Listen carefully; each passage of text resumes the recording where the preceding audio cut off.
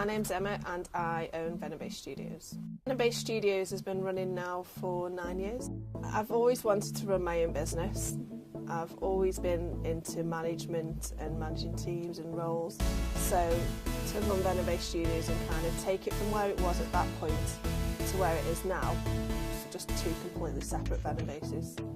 Unforgettable moments with Venombase, obviously there's the thing that I mentioned about taking them down to Peterborough, playing in front of that crowd. There's so many moments, but it's different for different artists and what it means to them at that moment. An unforgettable moment was when I got woken up at 4 AM in the morning because one of the bands I'd sent to Manchester spent all their money on beer and couldn't get back. So I had that call and I had to get up and go and get them. Stoke-on-Trent's music scene is coming back to where it belongs. We kind of had a dip in the music scene, probably. I'd say there's kind of like an 18-month dip. It's coming back to where it kind of should be. There's a lot more artists and bands coming back out there. There's a lot of kind of house DJ music out, which I love myself, but the bands have kind of gone a little bit quiet. When XO Waves won Six Towns Radio Awards Best Local Artist, it was fantastic.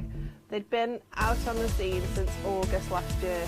They were up against some really kind of strong fan-based built bands. So for them to get an award so early on in their kind of career was phenomenal. At Venombase Studios we've got an artist roster. The artist roster is quite varied. We've got Stephen White, who we've just signed in February. He's just all about the voice. He's a vocalist, he's got a phenomenal voice, but he's got no backing band, nothing like that. He's very commercial and we're kind of going to take him straight down that commercial route. We're now expanding out of the area with the bands that we're signing up as well. Recently signed up Dirty State from Manchester. They're phenomenal talent. We've got Nicola Jane we've had on our books now. I think she was our second at signing over to Venombase. She's on a 5-year contract with us now. We're ready for the previous 2 years to that. She's acoustic, we're ready to relaunch her now in 2016. We've got XO Waves signed to management. We signed them back in July 2015. We did the launch of their first gig at Radicals Rising. There's no kind of end to what genre we work with as long as it's good music.